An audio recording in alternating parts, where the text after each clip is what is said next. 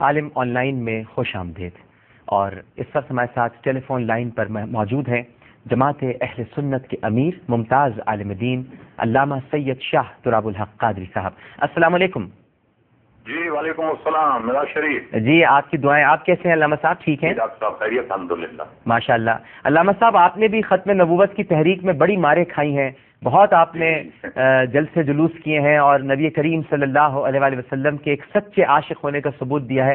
میں یہ پوچھنا چاہوں گا کہ آج جو یہ دن ہے جو ختم نبوت کا دن منایا جا رہا ہے، یہ کیا آج بھی ایسے اندیشے اور خطرات لاحق ہیں کہ رسول اکرم صلی اللہ علیہ وآلہ وسلم کے اس تاج نبوت کو کوئی خطرہ ہو، کوئی کوشش ایسی کر رہا ہو؟ یہ فتنے ابھی بھی سر اٹھا رہے ہیں؟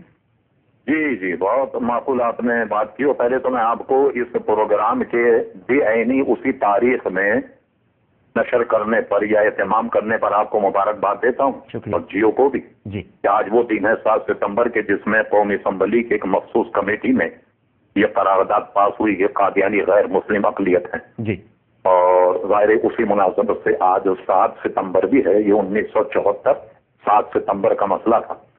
خطرات تو اصل میں جو پہلے تھے ایک حد تک وہ ختم ہو گئے جب انہیں غیر مسلم اقلیت قرار دیا گیا، اور اس کے بعد میں مزید خطرات پاکستان سے نکل کر بیرون ملک تو ابھی بھی موجود.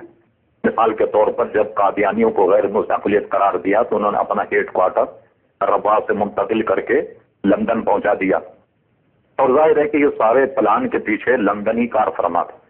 بلکہ برطانوی ایک رپورٹ ہے the arrival of British empire in India, اس میں تو یہ سارا قصہ موجود ہے کہ ایک جھوٹے نبی کو تلاش کرنے میں برطانوی راج نے کتنی کوشش کی اور کیسے مرزا صاحب کو آمادہ کیا وغیرہ وغیرہ.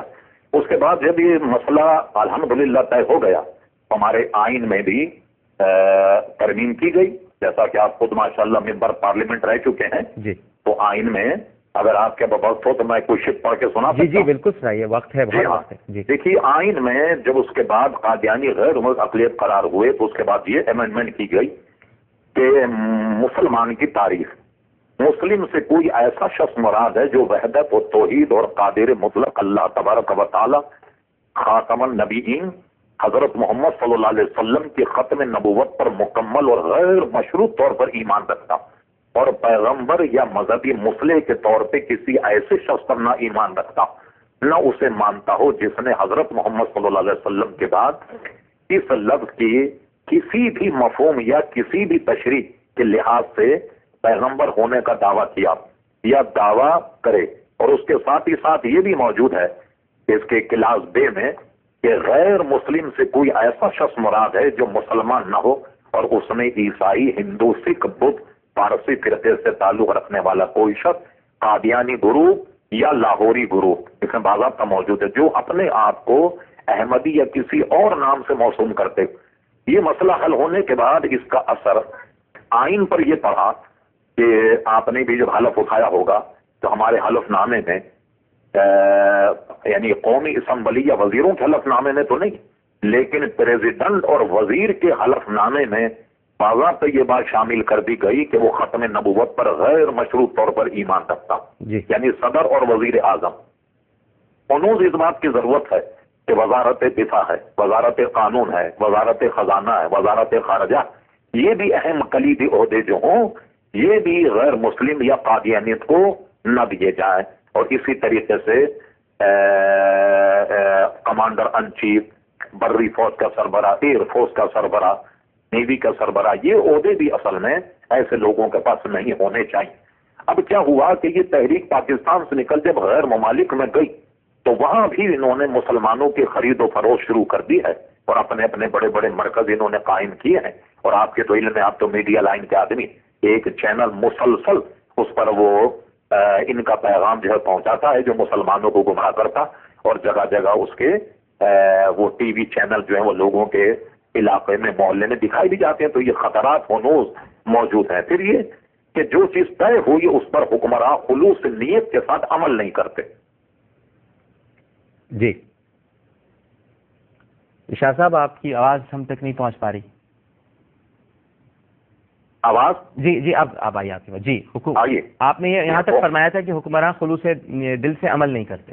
عمل نہیں کرتے. جی. یعنی جو ہمارے یہاں تعزیرات پاکستان میں بھی ترمیم ہوئی ہے نا، تو تعزیرات پاکستان میں بھی باضابطہ یہ موجود ہے کہ وہ اپنی عبادت گاہ کو مسجد نہیں کہہ سکتے، اذان نہیں کہہ سکتے، کھل کر کے تبلیغ نہیں کر سکتے، کوئی اسلامی وضع کا کوئی ایسا کام جیسے السلام علیکم یا بسم اللہ شریف وغیرہ لکھنا، یہ سب ان کے لیے ممانعت ہے. تو اس پر عمل درآمد اصل میں حکمرانوں کی جو ہے وہ اپنی ایک مذہبی ذمہ داری، تو اس سے ہمارے حکمراں عہدہ برا نہیں ہوتے. جی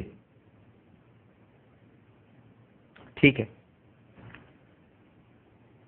شاہ صاحب کچھ اور کہنا چاہیں گے آپ؟ جی جی فرمائیے. جی جی آپ تو آپ نے یہاں تک کہا کہ عہدہ برا نہیں ہو رہے، آپ بات اپنی مکمل کیجئے. جی بات مکمل کیجئے، میرے خیال سے آپ بات کر رہے تھے. ہاں ٹھیک ہے. تو اب اس پر عمل درآمد کرنے کی ضرورت ہے. جو خدشات ابھی موجود ہیں، جیسے ابھی بھی وہ ڈھکے چھپے ہمارے یہاں کراچی میں، لاہور میں، اسلام آباد میں اپنے اپنے مرکز قائم کر کے اور وہ اپنی تبلیغی سرگرمیوں کو جاری رکھے ہوئے ہیں، تو ان کی نگرانی کرنے کی ضرورت ہے اور یہ حکمرانوں کا کام ہے. ٹھیک ہے. تو یہ خدشات جیسا آپ نے فرمایا کہ باوجود آئین میں مسئلہ حل ہونے کے، تعزیرات میں بھی امینڈمنٹ ہونے کے خطرات تو اب بھی موجود ہیں. اچھا شاہ صاحب، اگر میں آپ سے یہ پوچھوں کہ ایک عام مسلمان کو کیسے ریئیکٹ کرنا چاہیے، اس کا کیا طریقہ کار ہونا چاہیے جب اسے یہ معلوم ہو کہ اس طرح کے فتنے سر اٹھا رہے ہیں، تو بحیثیت امتی اور بحیثیت نبی کریم صلی اللہ علیہ وآلہ وسلم کے عاشق اور ان کی سنت پر چلنے والا، وہ کیا کرے، اس کو ریئیکٹ کیسے کرنا چاہیے؟ ہاں، تو اس میں ایک تو دیکھیے عوام کے جو بس میں ہے وہ یہ کہ کم سے کم ان کی دعوت کو قبول نہ کیا جائے، اپنے طور پر اپنے اہل و عیال کو اس فتنے میں پڑنے سے بچایا جائے، اور کبھی اگر ختم نبوت میں خدا نہ خواستہ کوئی شبہ یا شکوک کوئی آدمی پیدا کرے، فوراً اپنے علماء سے رجوع کر کے اور اس کو ذہن سے صاف کر دیا جائے، تاکہ اس فتنے سے اللہ تبارک و تعالیٰ محفوظ رکھے. عام آدمی تو یہی کر سکتا، اور جو خواص ہیں ان کا کام یہ ہے کہ ختم نبوت کے ایسے ایام ہوں یا کوئی اور میلاد النبی کے ایام وغیرہ، اس میں حضور کے ختم نبوت کی شان کو اجاگر کریں اور یہ بتائیں کہ حضور علیہ الصلوۃ والسلام کے بعد کسی نبی کا آنا تو درکنار، بلکہ ہمارے امام اعظم ابو حنیفہ رضی اللہ عنہ کا تو مذہب یہ ہے، حنفیوں کا، اہل سنت کا، کہ کوئی نبوت کا دعویٰ کرے، اس سے اگر کوئی چھوٹے نبی سے معجزہ یا نشانی طلب کرے تو وہ دار اسلام سے خارج ہو جائے گا. اس لیے کہ جب ہمارے نبی آخری نبی ہیں تو اس سے دلیل یا معجزہ یا کمال کوئی دریافت کرنے کی ضرورت ہی کیوں آئی؟ بالکل ٹھیک ہے. بہت شکریہ علامہ سید شاہ تراب الحق قادری صاحب ہم سے گفتگو کرنے کا. اور ہمارے ساتھ تشریف رکھتے ناظرین، جیسے کہ آپ کو پتہ ہے مولانا محمد امین صاحب جامعہ بن نوریہ العالمی صاحب کا تعلق ہے. السلام علیکم. ان کے ساتھ ہی حاضر اور موجود ہیں اہل تشیع مکتبہ فکر کے ممتاز عالم دین مولانا محمد امین شہیدی صاحب. السلام علیکم. آپ دونوں شخصیات کو بڑی دیر میں کہنا پڑ رہا ہے عالم آن لائن میں خوش آمدید. لیکن یہاں ایک چھوٹا سا وقفہ لیتے ہیں ناظرین. وقفے کے بعد پھر دونوں علماء حضرات سے بھی رائے لیں گے اور ہمیں یقین ہے کہ آپ سب لوگ ہمارے ساتھ رہیں گے.